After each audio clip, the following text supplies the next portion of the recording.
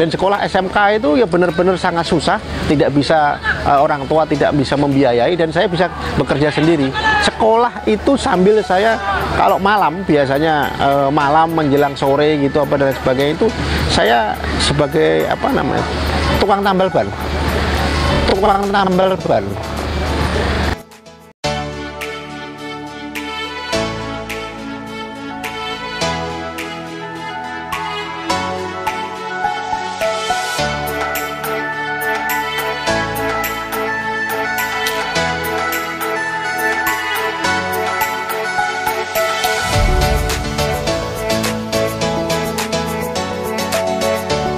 Halo guys, assalamualaikum warahmatullahi wabarakatuh. Alhamdulillah hari ini saya seneng banget. Di samping saya ada seseorang yang luar biasa. Buat kita semua, beliau adalah salah satu tokoh di Pati. Kebetulan hari ini saya diberikan kesempatan untuk belajar. Jadi mari sama-sama kita niatkan untuk belajar teman-teman ya. Oke, assalamualaikum Pak Safin. Waalaikumsalam warahmatullahi wabarakatuh. Apa kabar Mas? Alhamdulillah semakin baik Pak. Ya.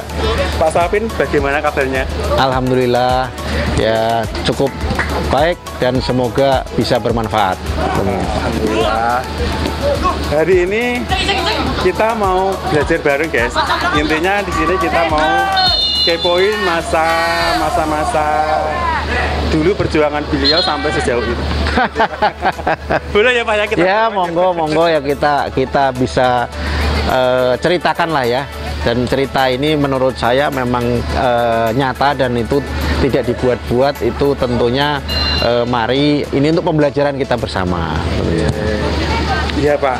Jadi ini kan zaman-zaman milenial Pak ya. Oh iya. Generasi milenial itu kita tuh haus Pak. Haus akan sosok tokoh gimana bisa memberikan inspirasi buat kita semua. Nah kalau boleh tahu awal karirnya dulu di saat sebelum seperti sekarang pripun Pak? Sama seperti anak-anak muda semuanya. Jadi artinya adalah bahwa kita dari desa berangkat, kebetulan juga sangat susah payah. Saya dari desa. Ini kebetulan desa saya Mojagung sini. Asli Mojagung. Tentunya ini membuat saya apa namanya ya berbangga dirilah sekarang kita membangun seperti ini, dan kita memulai juga sangat susah payah. Saya kebetulan 7 tahun juga sudah ditinggal meninggal orang tua. Jadi bapak sudah tidak ada. Akhirnya ya dengan apa namanya susah payah kita berusaha untuk tetap survive. Jadi usia 7 tahun beliau sudah ditinggal ayahnya. Ngoten nggih Pak? Kurang lebih seperti itu. Terus selama ditinggal almarhum Bapak sendiri gimana perasaannya Pak untuk? Ya pastinya sangat kehilangan sosok lah ya. Kehilangan sosok untuk kita belajar, dan memang terutama dari sisi apa namanya sekolah dan lain sebagainya. Jadi saya pun umur 10 tahun itu sudah merantau. Jadi ikut ngenger apa namanya? Ngenger ke orang gitu. Artinya saya sudah keluar dari rumah dan ngikut om, dan tidak dekat itu.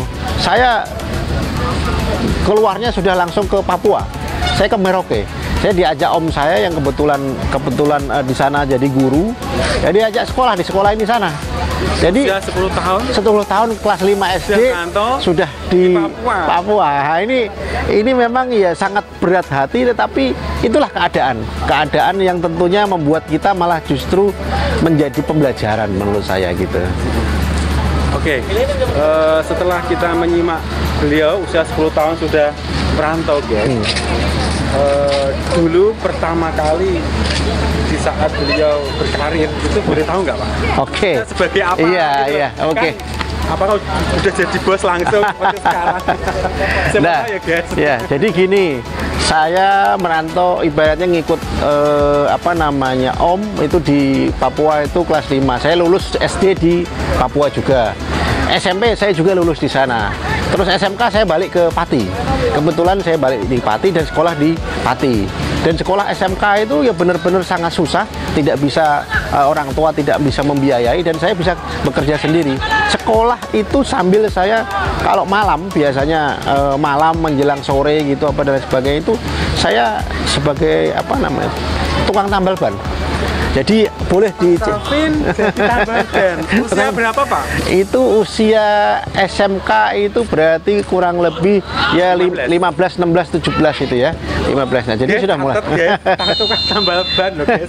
Terus Ya. gimana Pak? Jadi setelah ya ambil sekolah, saya tukang tambal ban, saya jualan bensin di depan rumah. Kebetulan rumahnya di dekat situ, jadi sekarang ini jadi musola yang ada di situ.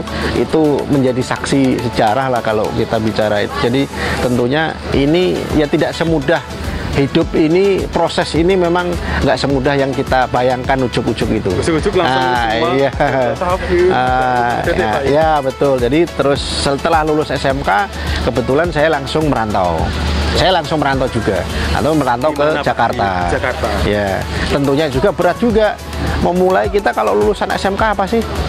Ya, Pasti kan di pabrik kan gitu tentunya. Ya, larinya pasti buruh kasar ya. Iya, betul. Dan lain sebagainya. Akhirnya kita oke, saya melakukan itu, saya kerja di pabrik mungkin 1 bulan.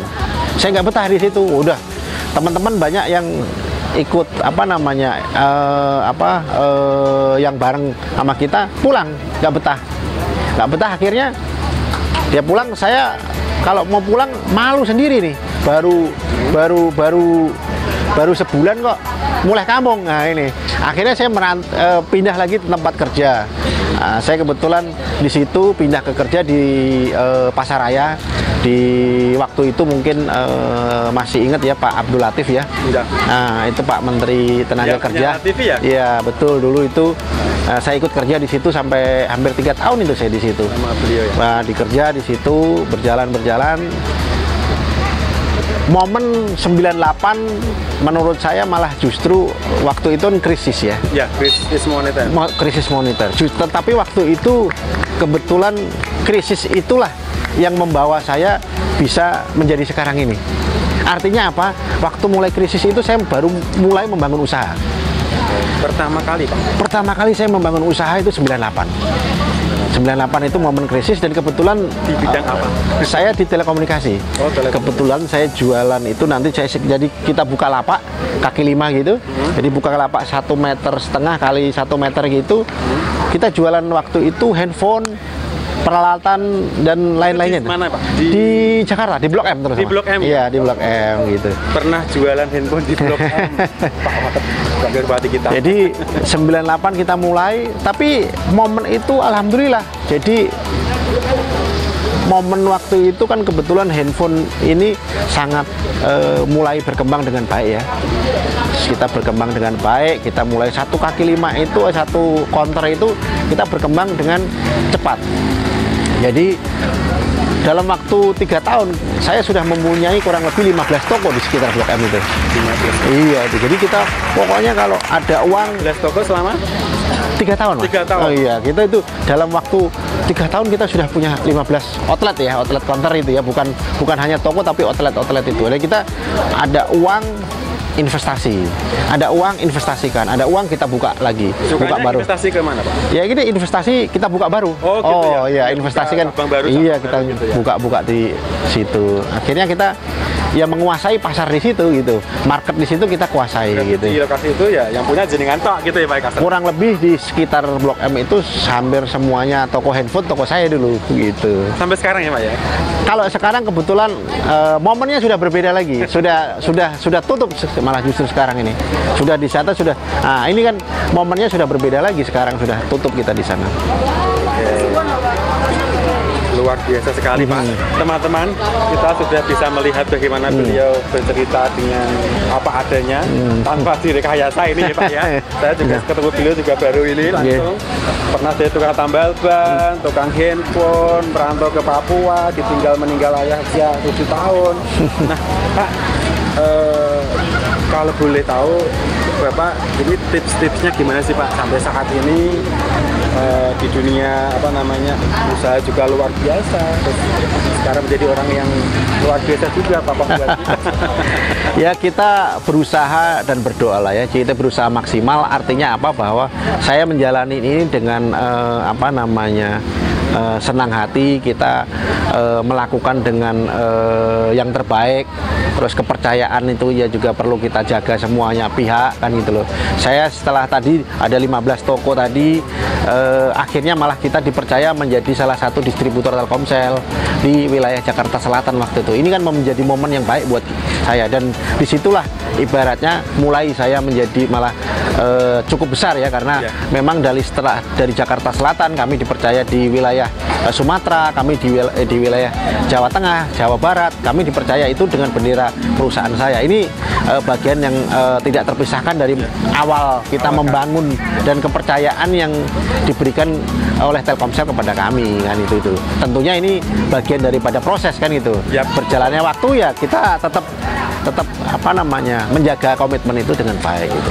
Oke, kita bisa simpulkan teman-teman bahwa ternyata yang paling penting adalah proses dan komitmen ya Pak. Betul. Menjaga komitmen, proses, jujur, kerja keras.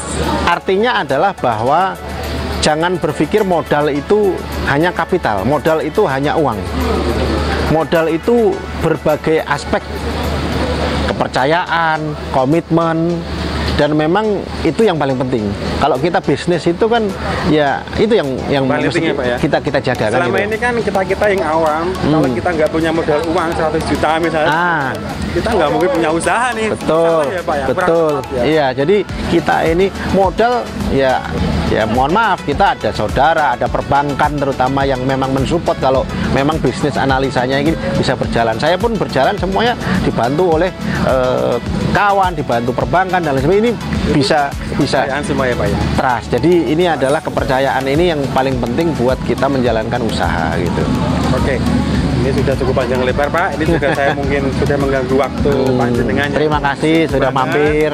Ya, ini Pak, aku minta satu kalimat buat Pati Pak. Ya. Itu Pati buat pemuda bagaimana Pak? Mari kuatkan energi positif untuk pemuda Pati. Artinya adalah bagaimana menguatkan energi positif ini, membangun Pati ini tidak bisa saling menyalahkan. Membangun Pati ini masing-masing kekuatan mesti kita kuatkan untuk bisa memunculkan. Apa yang ada di tulisan ini menjadi salah satu falsafah kita, bahwa yang akan membangun ke depan adalah anak-anak muda ini. Tanpa ada anak-anak muda yang kreatif, tanpa ada anak-anak muda yang memang berjiwa positif, ya Pati ini tidak akan jadi apa-apa kan itu. Oke Pak, energi positif ya Pak ya. Betul. Sebarkan semua virus energi positif ya, bukan virus corona. Itu yang teman-teman. Betul. Jadi memang mari sama-sama dalam kondisi seperti ini tetap kita ya menjaga protokol kesehatan dengan baik, menjaga imunitas tubuh, dan tentunya kita tetap bergerak. Tanpa kita bergerak juga akan bahaya juga nantinya kan gitu.